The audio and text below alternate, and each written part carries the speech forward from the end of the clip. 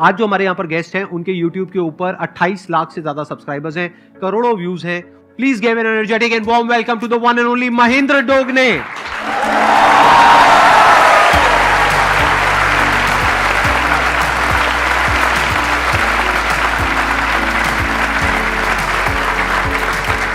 Please.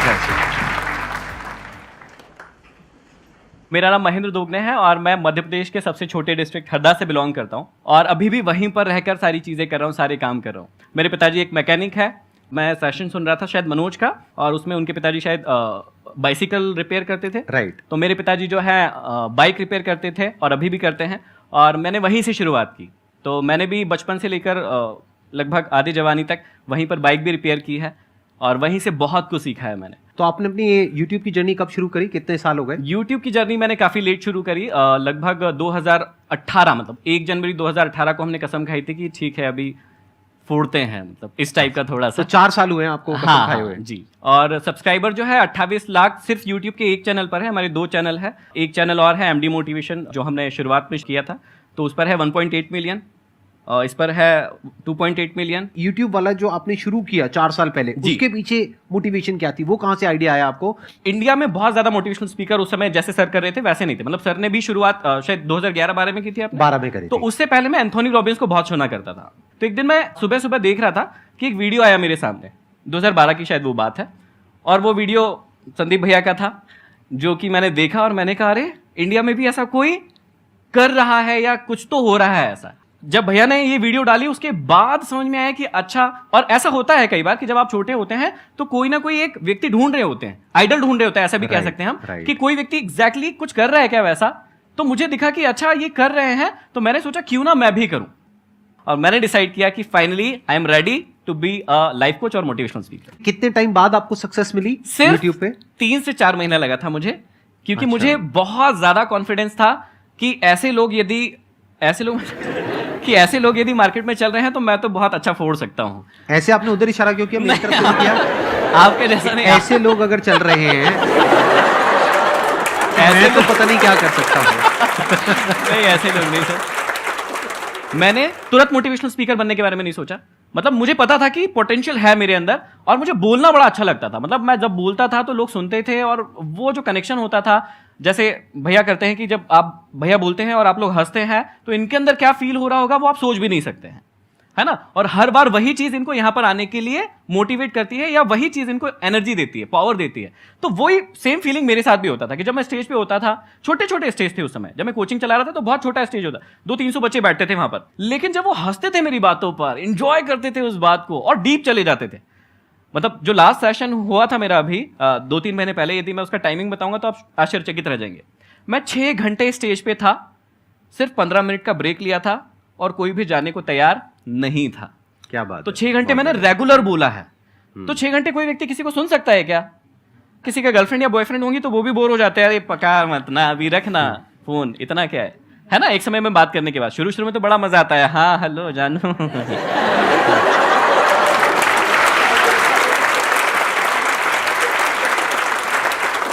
अच्छा, इनका छोड़ो, आप अपना बताओ, आपका क्या चल रहा है?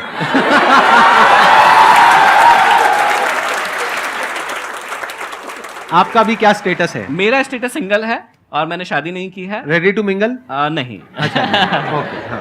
क्योंकि मैंने जो है अपने ये जो मैंने अभी लक्ष्य रखा है अपने लिए और सोसाइटी के लिए, उससे ही अभी तो मैंने शादी कर ली है। और लक्ष्य क्या है? तो लक्ष्य के अंदर ये 5 उंगलियां हैं। यदि 5 उंगलियां आपने क्लियर कर ली अपनी लाइफ में, तो आप जितनी भी हमारे सेशन सुनते हैं शायद आपको उनको सुनने की जरूरत नहीं पड़ेगी, और आप अपनी लाइफ में वहां होंगे जहां आप एक्चुअल में पहुंचना चाहते हैं। तो ये 5 फिंगर्स क्या है, मैं बहुत सिंपल तरीके से बता देता हूं। सबसे पहले इस पहली फिंगर को कंप्लीट करना है, और ये पहली फिंगर है वो आपकी हेल्थ की है। आप सारी चीजें भूल जाओ, सबसे पहले अपने हेल्थ का स्टेटस पता लगाओ कि आपकी हेल्थ कैसी है। हेल्थ ठीक नहीं है तो कुछ भी नहीं है। दूसरा हो गया कि दिमाग का स्टेटस देखिए, आप फास्ट लर्नर है या नहीं है ना, जल्दी सीख पाते हैं या नहीं सीख पाते। नहीं सीख पाते ये बुरी चीज नहीं है। मैं भी 7th में सप्लीमेंट्री लिया बैठा हूं, मुझे भी 9th में फेलियर मिला है, लेकिन इसका मतलब ये नहीं है कि मैंने बाद में उसको सीखा नहीं कि कैसे सीखा जाता है। जो लोग कहते हैं ना कि हम बुद्धू हैं, हमें समझ नहीं आता, बहुत गलत सोचते तुम लोग। ये वाला उंगली जो है ना उसको क्लियर करो कि फास्ट लर्नर कैसे बनते हैं, ये सीखो। पहला हो गया फिजिकली फिट, दूसरा हो गया मेंटली फिट, तीसरा जब ये दोनों उंगलियां कंप्लीट हो जाए तो भी काम नहीं चलेगा जब तक आप इमोशनली अपने आप को फिट नहीं करेंगे। आपके इमोशंस पर आपका कंट्रोल होना चाहिए, कब गुस्सा आना चाहिए कब नहीं आना चाहिए ये हमारे हाथ में नहीं है, लेकिन जब आ जाए तो उसे कैसे बैलेंस करना है ये हमारे हाथों में होता है और ये हम बहुत अच्छे से सीख सकते हैं। जब ये तीनों उंगलियां कंप्लीट हो जाती है और आपके पास पैसे ही नहीं है, मतलब चौथी उंगली नहीं है, तो ये तीनों उंगलियां किसी काम की नहीं है, चौथी उंगली को क्रिएट कीजिए, मतलब वेल्थ बनाइए अपनी, फाइनेंशियली फ्री होइए, और उसके बाद जब ये चारों चीज हो जाए तब आइए और समझिए जो जीवन है एक्चुअल में वो क्या है, मतलब जो स्पिरिचुअल जर्नी हम कहते हैं। और जब ये पांचों उंगलियां आप बनाएंगे तब बनेगी एक मुट्ठी, और उससे आप जीवन में फिर कुछ भी कर सकते हैं। बहुत बढ़िया।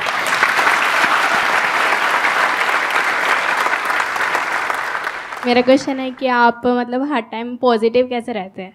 जैसे मैं मोटिवेशनल स्पीकर हूं तो कई लोग मुझसे पूछते हैं, पता नहीं क्यों पूछते हैं, कि भैया आप हमेशा ही एनर्जेटिक रहते हो, हमेशा ही आपके अंदर आग रहती है, फायर रहती है, ताकत रहती है, तो क्या ऐसा हो सकता है, पॉसिबल है क्या? ये नहीं है, अप्स एंड डाउन्स होते रहते हैं। तो मेन चीज ये है कि आपने जो पूछा है कि हमेशा पॉजिटिव कैसे रहना है, क्यों रहना है, वो पता कर लो पहले। कैसे रहना है उसके बहुत सारे तरीके हैं। जैसे मैं पर्सनली अपने लिए यूज करता हूं कि जब मैं किताबें पढ़ता हूं तो मैं अपने आप को बहुत ज्यादा पॉजिटिव महसूस करता हूं, उसके बाद बहुत सारे दिनों तक मैं पॉजिटिव रहता हूं। म्यूजिक एक बहुत इंपॉर्टेंट रोल प्ले करता है पॉजिटिव रहने के लिए। तो कई बार आप जब म्यूजिक सुनते हैं, आप में से कई सारे लोग म्यूजिक सुनते होंगे और अपने आप को रिलेट कर पाते होंगे उससे, तो वो भी एक बहुत अच्छा सोर्स है कि आप अपने आप को पॉजिटिव रख पाए। लेकिन मेन चीज ये है कि पहले पता तो कर लो कि आपको पॉजिटिव रहना क्यों है, किस लक्ष्य के लिए रहना है। या यहां पर ना एक चीज यदि हम करवा सके कि बहुत सारे लोगों का एक कॉमन क्वेश्चन रहता है जो मेरे साथ तो बहुत पूछा जाता है, मुझसे पूछा जाता है कि ना हमें पता नहीं चल रहा है कि हमें करना क्या है, हाँ या ना? तो इसका जवाब दे सकते हैं क्या हम लोग? दे दे फटाफट। तो कुछ एक छोटी सी एक्टिविटी करवा सकते हैं क्या? हाँ, ठीक है ठीक है, दो लोग कोई भी आ जाओ स्टेज पर। आपका शुभ नाम क्या है? देव है। आपका? मोहित। यहां पर खड़े। तो अब आपका नाम ना देव नहीं है, थोड़ी देर के लिए आपका नाम देवयानी है। क्या है? तो मोहित आपको क्या करना है, ये देवयानी है, ये आपका लक्ष्य है। क्या है? लक्ष्य। हाँ, इसको आपको पाना है। चलो पालो फटाक से, चलो जल्दी चलो, चलो पालो पालो। अरे नहीं, भागना नहीं है, आप यही कर रहे हो, भाग रहे हो, यही कर रहे हो। जाइए थोड़ा और पास जाइए, आंखों में आंखें मिलाइए, हाँ गले मिलिए थोड़ा सा, हाँ, बस जा। अभी देखिए बहुत सिंपल था कि इनका लक्ष्य जो है वो एकदम इनके सामने था और क्या हुआ, इन्होंने उसको पा लिया। अब इनकी आईज क्लोज कर देते, ये चश्मा उतार लीजिए। तो अभी जो है वही लक्ष्य है। लक्ष्य क्या है? देवयानी। इनका लक्ष्य है, लेकिन अब इनको पाना है देवयानी को। ठीक है, आप मम्मी की कसम है, आपको ना आंखें नहीं खोलना है। ठीक है, चलो ठीक है, रेडी? पाए? चलो आराम आराम से चलो, धीरे धीरे भाई।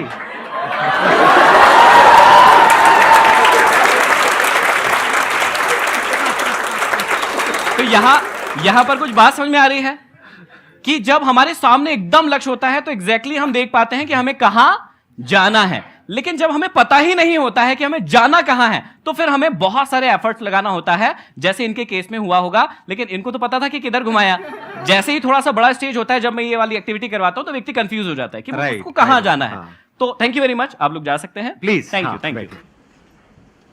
तो एक्चुअली मैं समझाना ये चाहता हूं कि भैया आपको पता होना चाहिए कि आपको जाना कहां है। जब तक खुली आंखों से आपको पता नहीं चलेगा कि ये आपका लक्ष्य है, तब तक आप ये जो प्रॉब्लम आ रही है ना आपकी लाइफ में कि कैसे मोटिवेट रहना है, कैसे हमेशा पॉजिटिव फील करना है, ये सब होता रहेगा।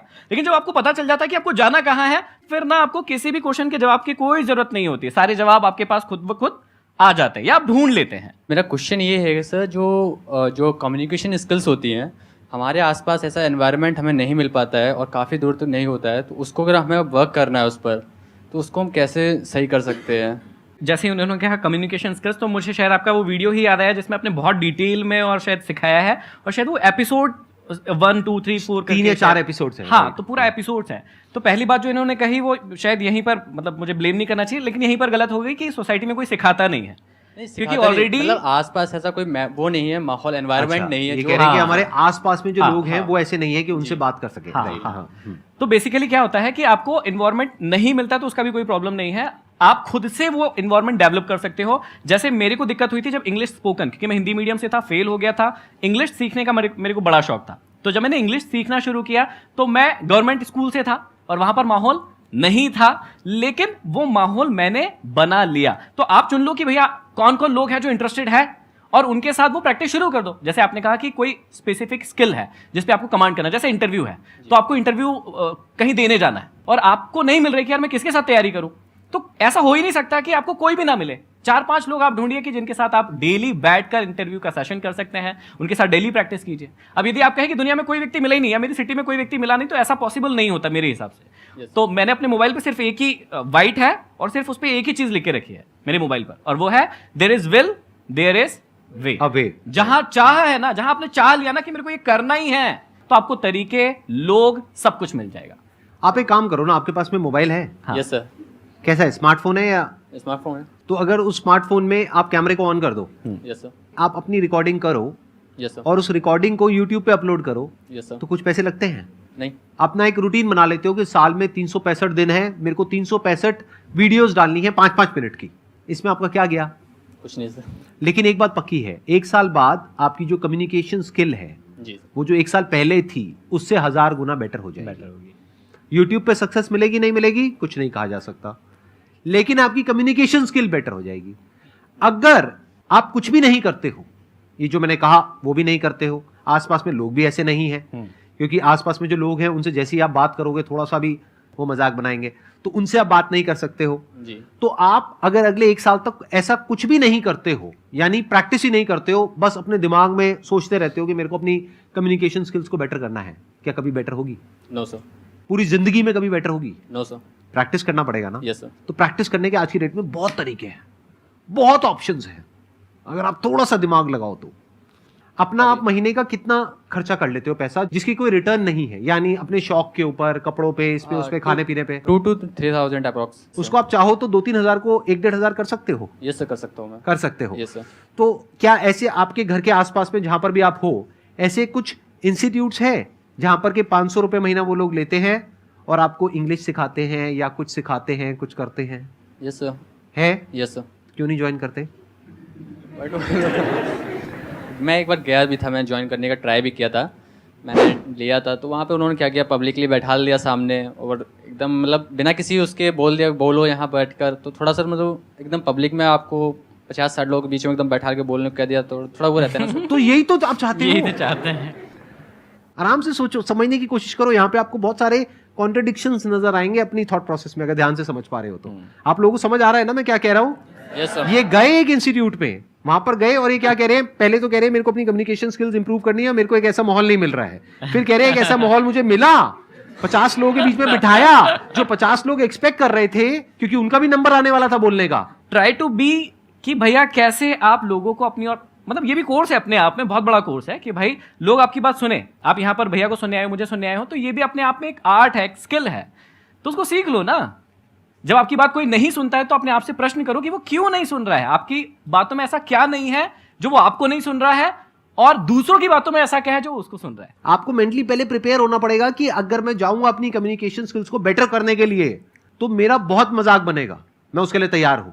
अगर नहीं हो तो बेटर कभी नहीं होगी। कोई ऐसा कॉमेडियन है जो कहता है कि डे 1 से मैं कॉमेडी करूं स्टेज पे जाकर के और लोग हंसने लग जाए, वो कभी कॉमेडियन नहीं बन पाएगा। अगर वो तैयार है कि अगले 1-2 साल तक मेरा बहुत मजाक उड़ेगा, मतलब लोग मेरे जोक्स पे नहीं हंसेंगे, बल्कि हंसेंगे ही नहीं हाँ, मतलब बाद में कहेंगे अरे चल कहाँ हंसेंगे, पर बाद में घर जाके, हाँ बाद में घर जाकर के हंसेंगे या गुस्सा करेंगे, कहेंगे अरे हमारे पैसे बर्बाद कर दिए उसमें देखो, राइट। अगर वो कॉमेडियन अपना मजाक बनवाने के लिए तैयार नहीं है तो वो कभी भी एक अच्छा कॉमेडियन नहीं बन सकता है। जैसे फॉर एग्जांपल आज मैं एक लेवल पर हूं as far as public speaking is concerned, right. मेरे भी कुछ सेशंस होते हैं जिसमें करने के बाद में हो सकता है आपको तो अच्छा लगे, मुझे खुद को अच्छा नहीं लगता है। हाँ। मैंने कहा यार मजा नहीं आया, मतलब वो 100% आया नहीं। कई बार एक जोन आता है वो बहुत बढ़िया आ जाता है। हाँ, हाँ। तो किसी भी वजह से मेरे भी सेशंस कई बार खराब हो जाते हैं। हाँ। तो अगर मैं कहूं नहीं मेरे को तो अब 10 साल का एक्सपीरियंस है, मेरे सारे सेशंस बढ़िया ही होने चाहिए, सारे सेशंस नंबर 1 पे होने चाहिए, नहीं तो मैं सेशंस ही नहीं करूंगा, तो गड़बड़ हो गई ना। जी सर। अरे तो भाई जब मेरे को 10 साल के बाद में मेरे सेशंस भी घटिया हो रहे हैं तो आज तो आपके तो घटिया होंगे ही ना। बढ़िया कैसे हो सकते हैं?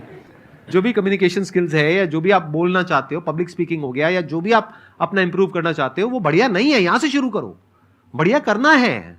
हाँ जी। आपको आंसर मिला आपके इस क्वेश्चन का? ट्राई करते रहना है सर। और ट्राई करते रहोगे तो क्या होगा? किसी दिन तो सर सक्सेस मिल ही जाएगी। मेहनत Right. कभी वेस्ट नहीं जाती है। Right. कभी ना कभी मेहनत वो फल दे ही जाती है। इसमें नहीं मिलेगा, कुछ और मिलेगा, लेकिन मिलेगा। आपको एक बहुत मजेदार बात बताऊं? Yes, sir. जब आपने क्वेश्चन पूछना शुरू किया था ना, जी सर। तब में यानी कि 5 मिनट पहले में और अब में आपकी कम्युनिकेशन स्किल में बहुत बहुत फर्क आ अंतर चुका है। है जी already। सर। अभी आप जो बोल रहे हो ना, जिस कॉन्फिडेंस से बोल रहे हो, जी जिस फ्लो सर। में बोल रहे हो, वो कमाल है। आपकी जगह वहां नहीं है, वैसे तो यहाँ है, लेकिन आप अभी फिलहाल वहीं बैठे।